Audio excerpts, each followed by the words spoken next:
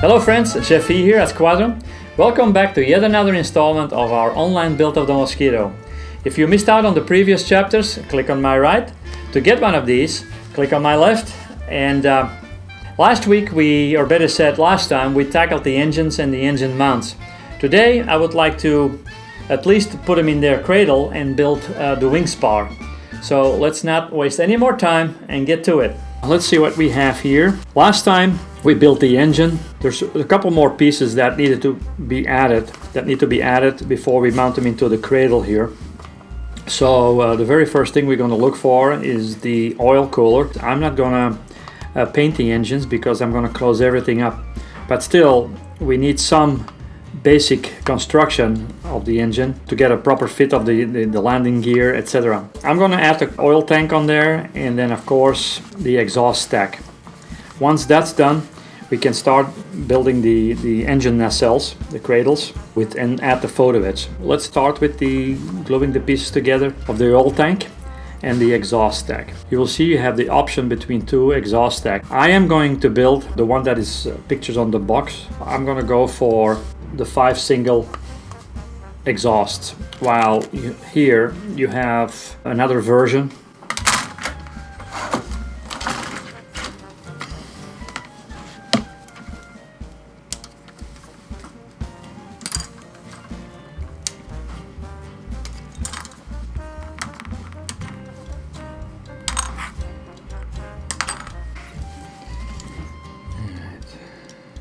I'm not going to do too much work on it. I'm just going to clean them basically, just to make sure I got a nice fit.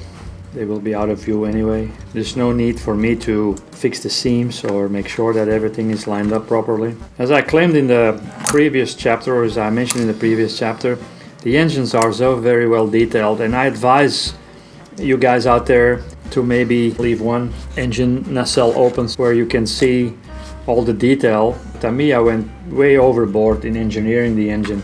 It is just a work of art. I feel a little guilty not super detailing the engines after all the work that Tamiya put in, but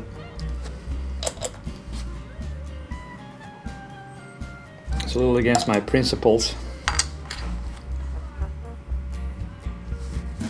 especially when everything fits so nice.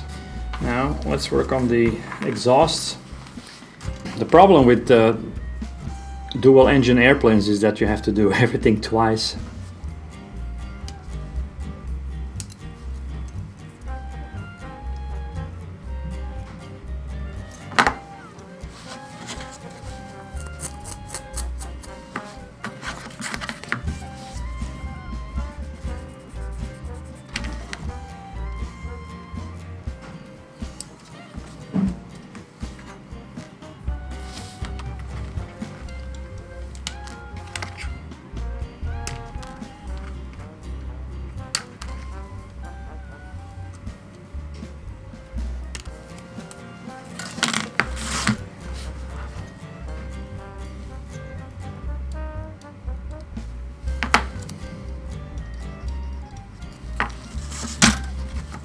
I forgot a few things last time to add on, so before we can mount the engines into their cradles, I had to take care of a few things. So first of all, I built the exhaust stacks, and I will show you in a minute how to. It's pretty straightforward, but this is already one that I pre-built. I did find out, I don't know if it's like in the instruction sheets or if maybe I did something wrong, but I'm not 100% sure that I did the right thing, because as you can see here on the back of the exhaust stack mount, let's say, there are two pins on each end, and they were supposed to go into the collector here, but I cannot see any holes, and when I look on the instruction sheet, it doesn't show anything. But when you hold them against it, when you hold the piece against this one, it doesn't make sense. So either I am doing something dumb, or they overlooked then that there has to be two holes in there. I don't know. So just for this purpose, I cut them off. I clipped those two things off, those pins, and then I mount them exactly like it's shown on the instruction sheet. So whenever the engines are finally mounted in their cradles, I'll see if I did something wrong or not. I can always adjust it later on by pulling it back off, so they're only glued in very light. If something goes wrong eventually, I can always remove them and adjust. But for now, that's to me the only thing that I see that they overlooked or either I overlooked.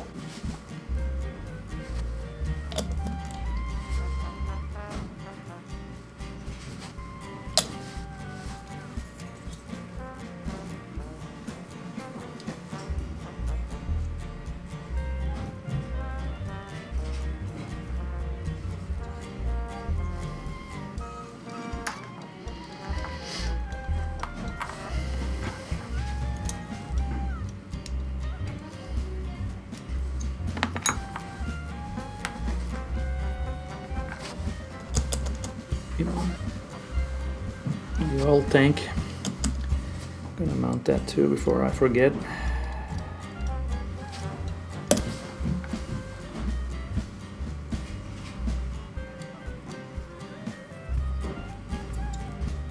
Always remember, I mentioned it in the previous chapter, and also you'll see it on the instruction sheet, there is a left engine and a right engine.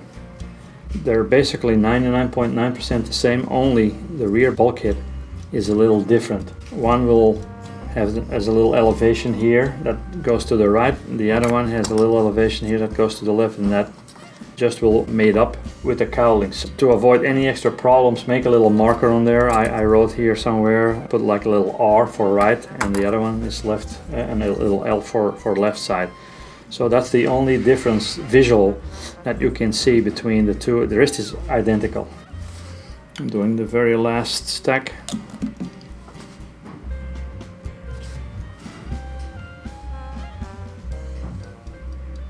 This kit, although it's very complicated, it's just fun to build because of the engineering. Everything fits.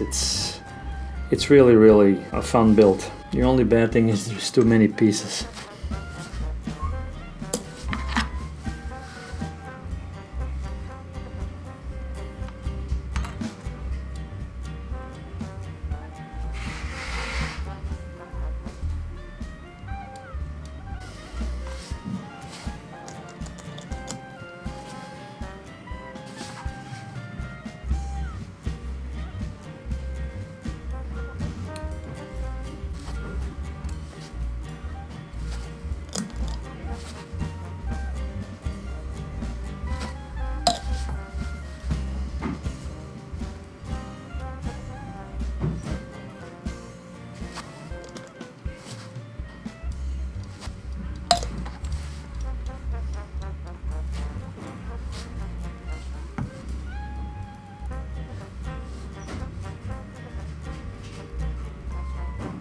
See these little two pieces here, these little two pins.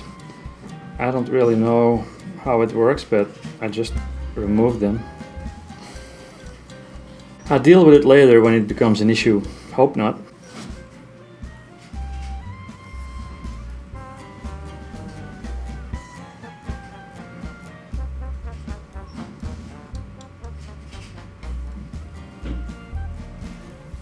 And there you have it. Still with maybe 20-30 pieces missing on each engine, they still look fabulous. So now we're gonna get the nacelles in order, and we'll start with the left nacelle.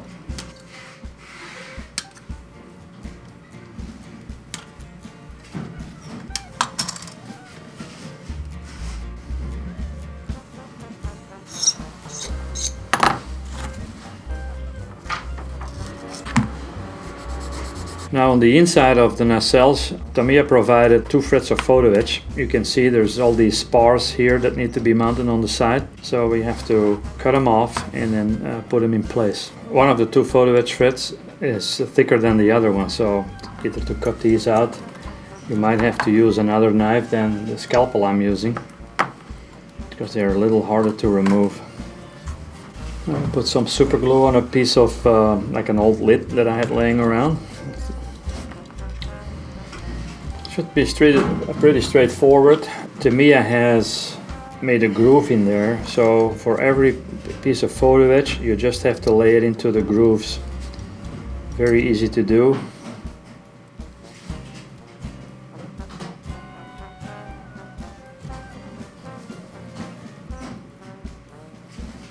Well, once we're done with the nacelles, then of course we're gonna start putting the wing together. So let's look at the wing spar and all the components, prepare those. So here we have the wing spar. I'm just gonna remove this and then go by the instruction sheet and see.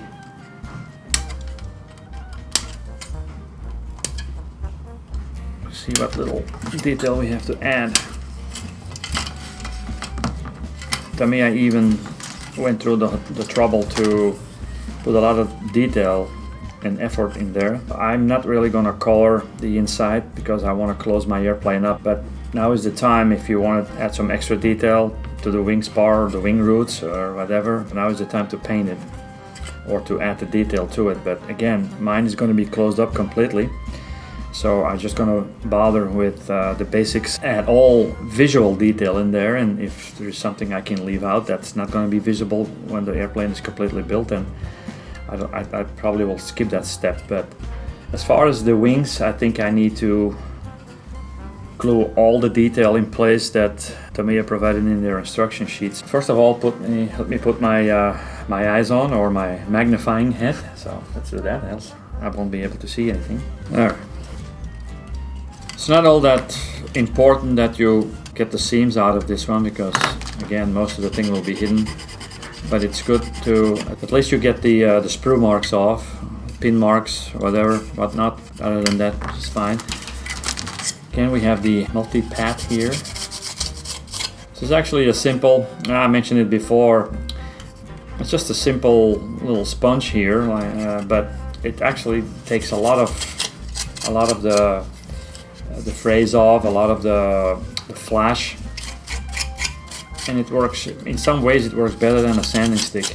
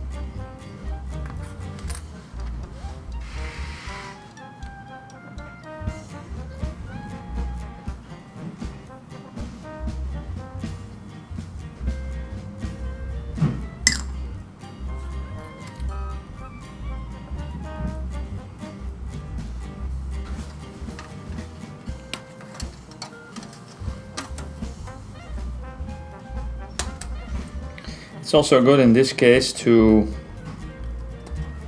do one wing at a time, because there are similar components that look the same, but they are left and a right. So we started with the right wing.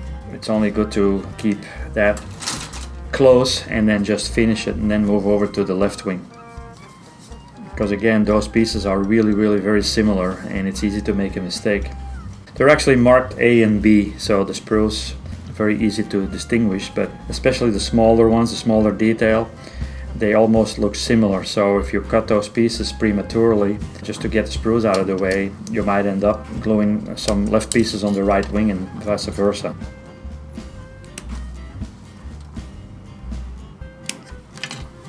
Best thing is to just finish one wing at a time.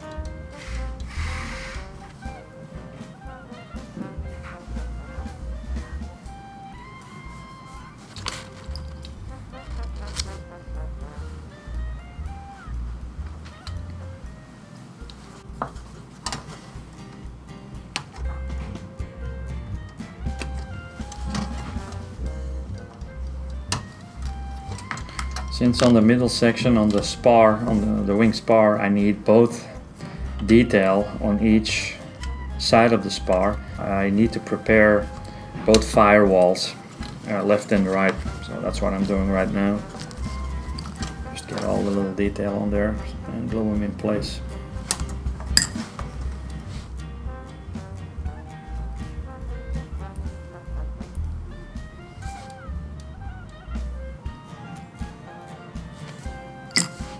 Okay, as you can see, I got one of the major components prepared for the spar. So now I'm gonna install them. We'll add the rest of the detail.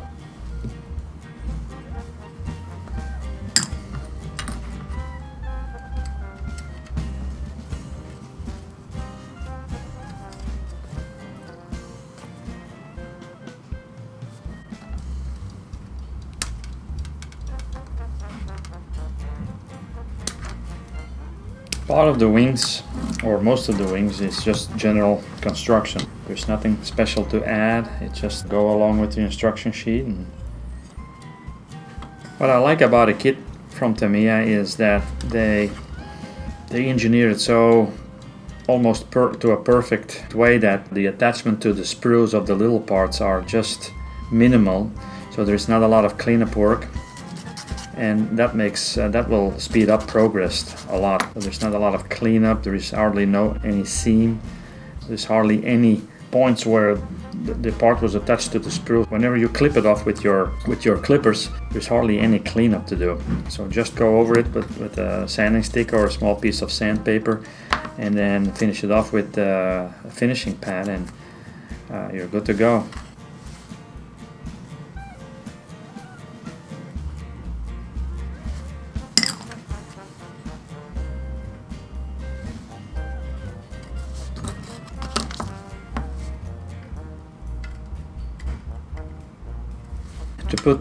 There's a piece that fits here in the middle, and according to the instructions you have to open up, I don't know why that happened, but you have to open up these two slots here, or these two cavities, and make it, you have to basically cut out the backing of it. It's just a small incision, but I don't know how that could have happened.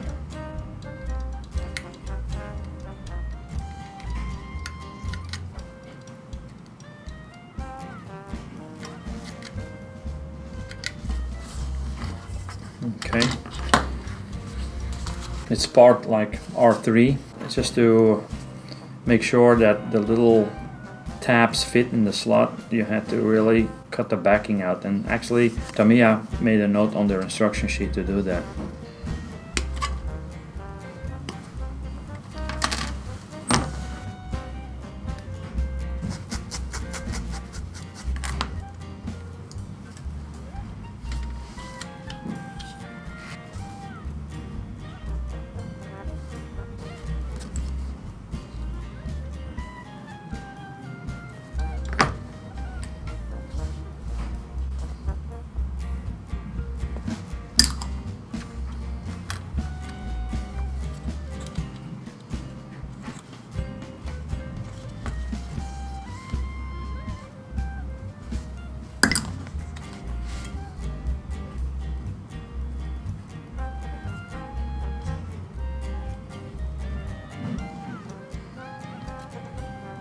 Okay, we got that done. Now we're gonna do the left and the right wing spars.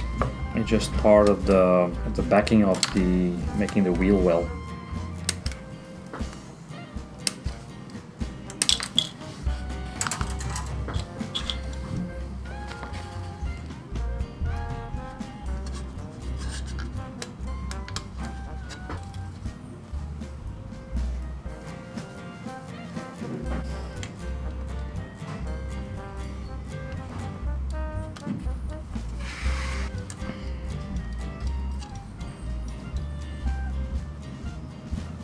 Let's do the same on the other side.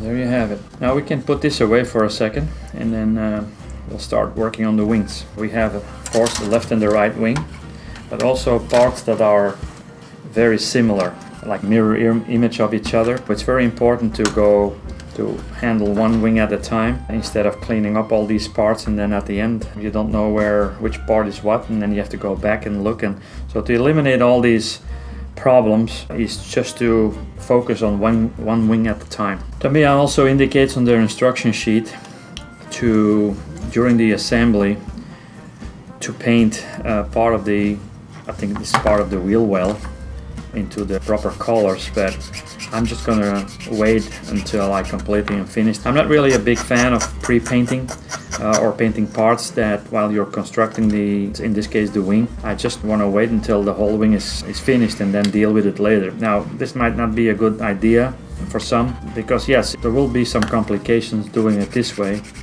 but I just not really, again, a big fan of pre-painting parts while they're still on the sprue or in the middle of some construction. I'll mask it whatever I need to be and try to fix it later on. I just want to concentrate on the build rather than on painting. But that's up to you guys. Maybe have more patience than I do, and I just want to move ahead and do as much construction as I can, and then deal with painting later.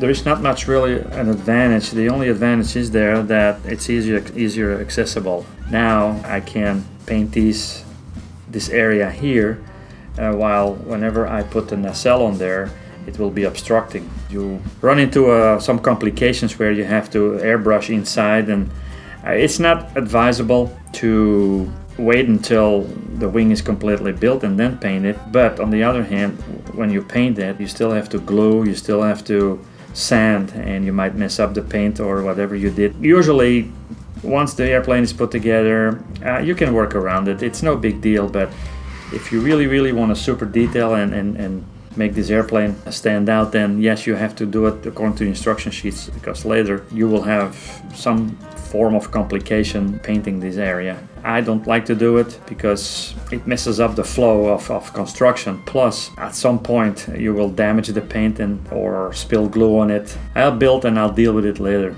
It's up to you, it's up to the choice of the modeler if he wants to do it when he's constructing or wait after and run into a problem. Out of experience, I don't see any problem, except maybe a few inconveniences, but since mine is just going to be used for static display and it will never come off the base, I'm not really too worried about it. So I'm gonna proceed with building the entire wing and paint it later. It's very important, like a wing, as you can see here in the other side, it has many attachment points, and it's very important to make sure after you cut them away from the sprue, that you clean them up, because more than once I thought I had them all, and then once I was ready to glue the big part, I run into a problem, while in some cases I didn't see certain things, and then I had to basically do it all over again. And sometimes when you already have applied glue and you run into a point where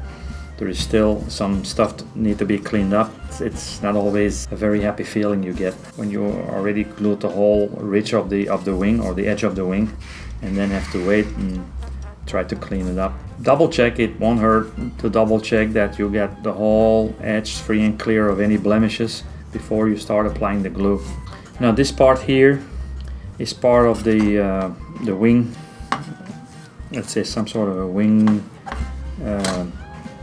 intake for wing cooling vent. It needs to incorporate some photo etch. I'm gonna cut the part of the photo etch off, glue it in place. Now you can glue this in place two ways. First of all, you can cut out the part, lay it in there, and then go over it with plastic weld, like just soak it, not really soak it, but just put like a bead of plastic weld in there, and the plastic will grab the photo etch and it will hold it in place.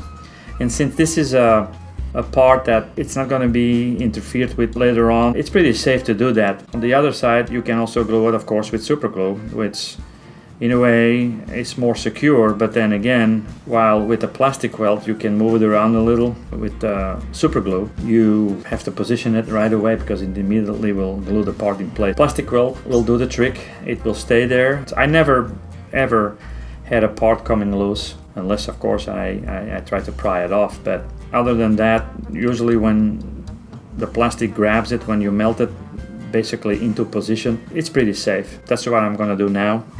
I'm not gonna mess with the super glue. I'm just gonna use the plastic weld to use these photo etch pieces in place. To do this, I'm gonna use my rubber block here. Now this might be a bigger size than what we have in store. It's not necessarily, it was one of the samples that was given to me. But the rubber block is almost perfect to cut photo etch. Just put the thing on there, create a photo etch, and then cut it out. It's the perfect working platform. It doesn't give in, it doesn't bend, it doesn't shape, but still it gives enough flexibility to put your knife in there and cut it. Although rubber blocks really don't do much at all, it's just an absolutely great tool to work with photo etch. Yeah, this photo etch is very, very flimsy, and while pushing it in, I already bended it a little. So, got the rubber block to the rescue, and or for that sake, we can also get the anvil on there and do the same thing. So, these are two tools that when you get them or when you look at them, it's like, what the hell am I going to do with it? But they have so many purposes on your workbench that it's almost a must on your table.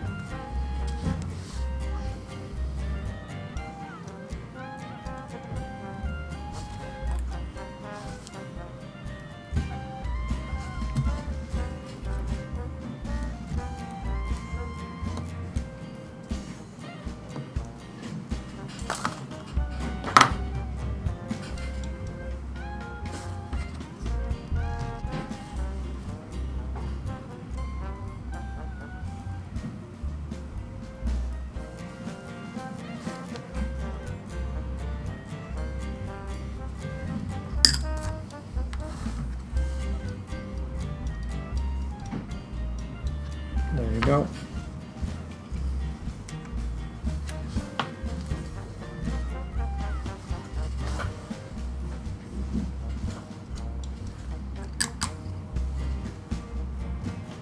Now we can do the same thing for the other side.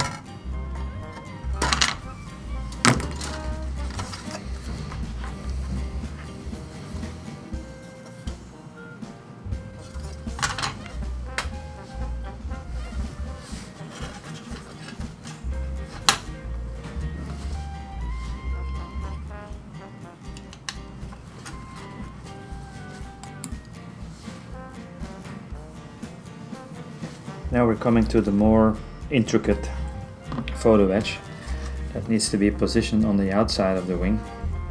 So again, we're going to cut them on our rubber block and glue them in place.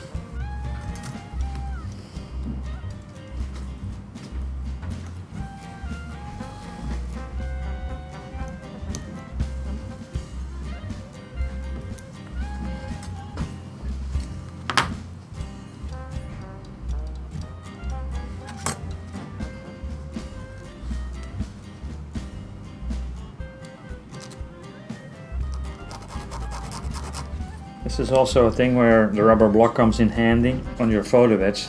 you have some bent lines, so this is easy to keep it straight without any risk. You have a perfect 90-degree angle. Again, in this case, I'm not going to use super glue. I'm just going to cover the plastic with some plastic weld. Makes it tacky enough to put the photo etch in place without any problems. Especially when you work with like a vent like this with really fine grading. If you put super glue on there, you always have the risk that the super glue will come through the vents, through the maze, and in this case through, of course, the small little louvers, and that's a bigger problem. So while with the plastic weld, you just apply it to the plastic and just lay it on there, and that's all it does. There is no danger that in the case of super glue, that the super glue will get through the louvers. In this case, there is a lot less risk to get spillage from super glue. This is advisable. Just apply a reasonable amount of plastic weld onto the plastic and then just lay the photo etch part in there, and it will dry and hold secure. It's not really vulcanizing because the photo etch will never melt. It's like a vulcanizing method, but the plastic will become soft and tacky, and it will grab the photo etch and hold it in place without any further complications. Let me put that other little piece in place. That's just enough. This wing.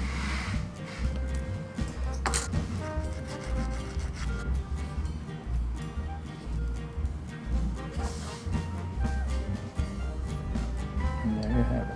There are some small corners that need to be attached in place where the vent is, but these you have to attach with super glue. So I'm going to use a very small amount of super glue, just dip the part in there and then attach it, because this goes directly to the metal. For parts like this, I like to use the medium formula. We have three super glues. We have extra thin, thick, and medium. In this case, I would prefer or advise to use the medium, because it's not as flowing as the extra thin, and also not as thick, because that might take a while before it dries. So the medium is the perfect way to go in this case.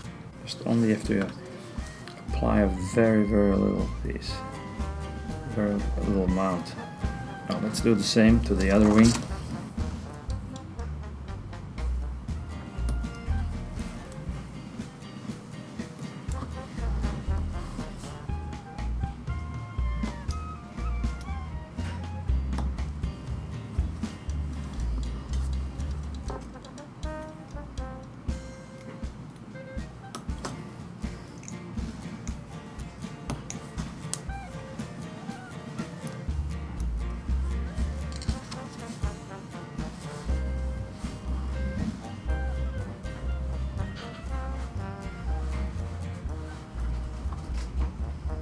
Again, apply a decent amount of plastic weld. Don't overdo it, just enough that you cover the thing and that you see that it's becoming tacky, and then just gently lay it in there, press it a little, the corners, and that's all it is.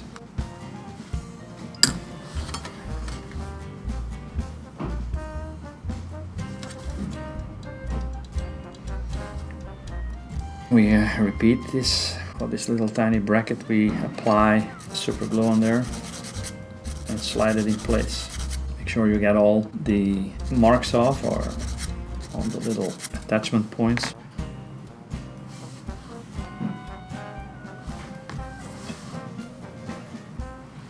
And there you have it. And now I'm gonna do this, glue these parts in place on both wings, and then, if I'm correct, we should be able to mount a spar onto the bottom wing.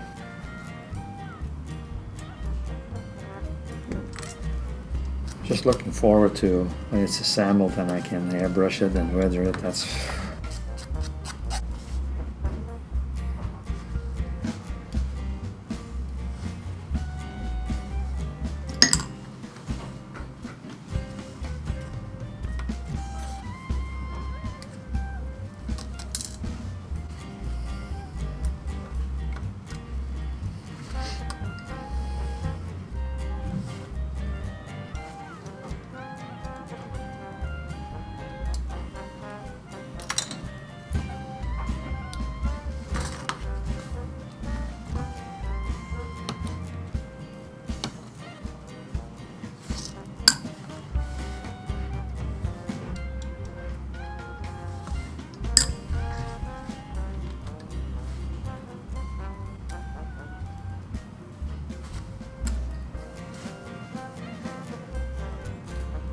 Before we're gonna mount the spar onto the wings or the lower wings, we're gonna take care of another piece of photo edge that has to be mounted on the front of the inlets here. This piece will be a lot sturdier. You will find, if you're familiar with this kit, that we have two photo edge frets, A and B. A is a little bit sturdier, a little bit thicker, so these parts are a lot less to bend or warp whenever you apply them. But still, if you look at the very, very meticulous detail and very flimsy detail that's on there, it always is very, very wise to treat them with extra care. Let's do the right one first. This is where the rubber block really does its job, because you have to apply more pressure because of the photo edge is thicker, and it gives you just enough flexibility without bending the part.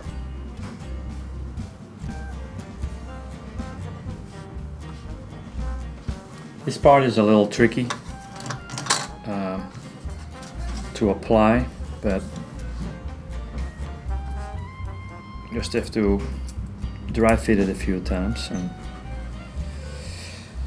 again, I prefer to use the plastic weld to glue it in place. I don't want to compromise the photo edge by using super glue in this case.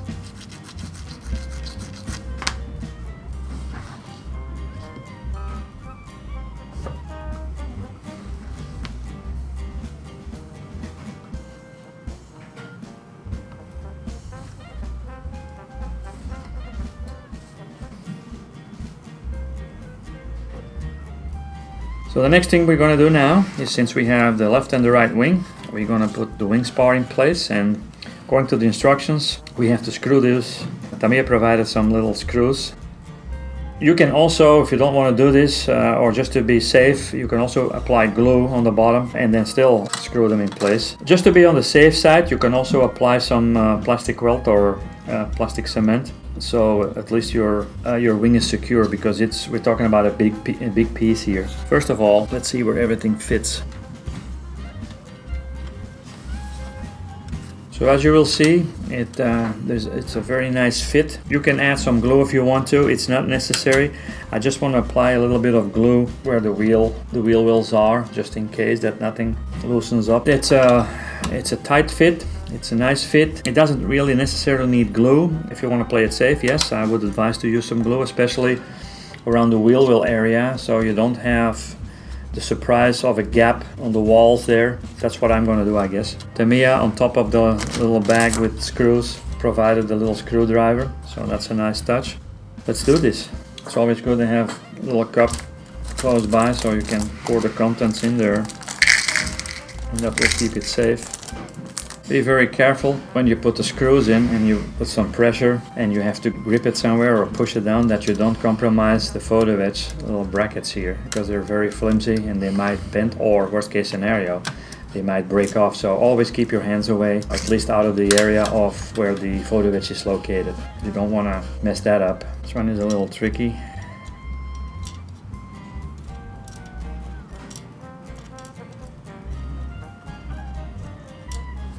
There you go. And it doesn't really, only a couple turns, maybe 1 or 2 turns, and it will lock in. So there you go. It might actually be wise to add a drop of super glue on the corner. For this purpose, I would like to use a little bit of extra thin super glue, just in case. The super glue will find its way all around the edge, and at least it will eliminate possible problems during the build. Be careful not to compromise the photo edge. Doesn't take much, just a little dot here and there. And as you can see, I don't know if you guys can see it, but the super glue will find its path of direction all along the side of the wheel well walls. It also helps to secure the wing in place. Okay, let's do the other side.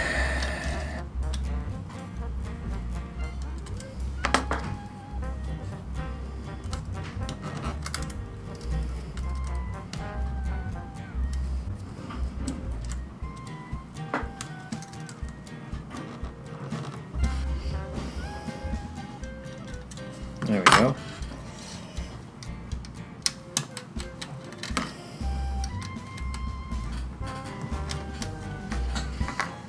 last one.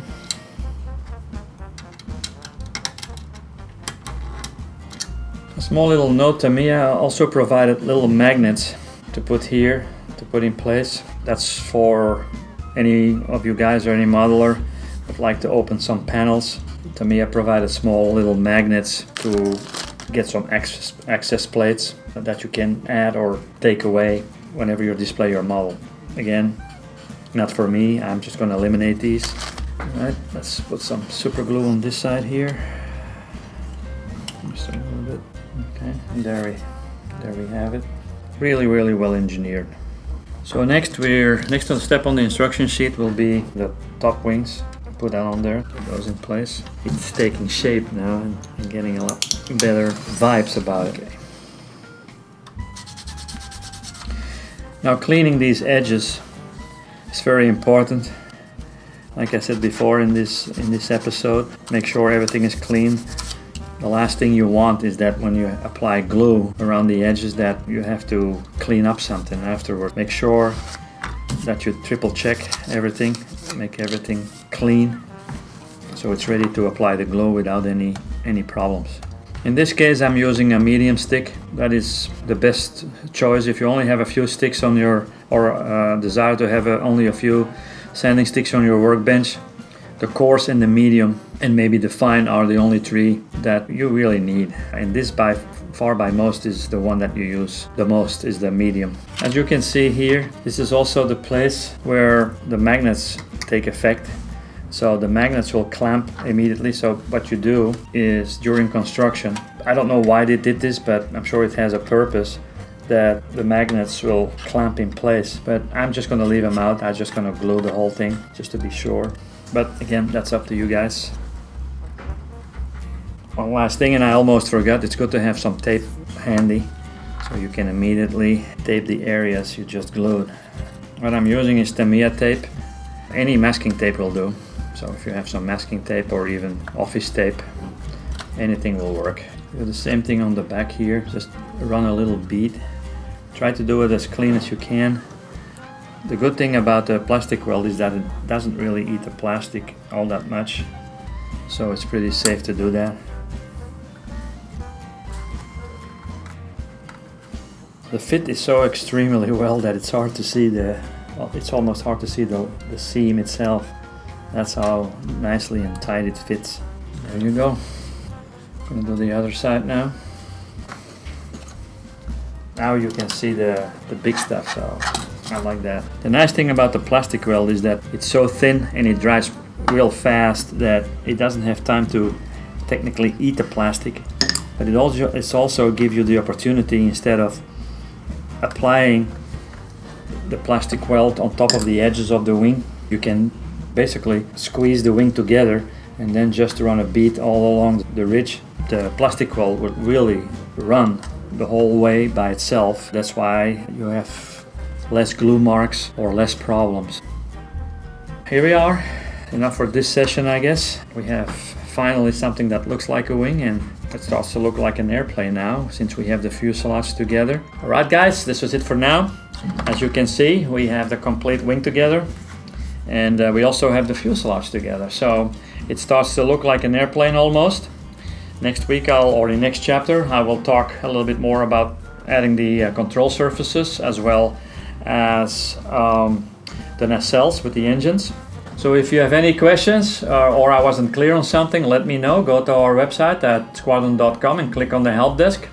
If you missed out on previous chapters, you can still click on the link and follow it from day one. But for now, that was it. Jeff E here, signing off.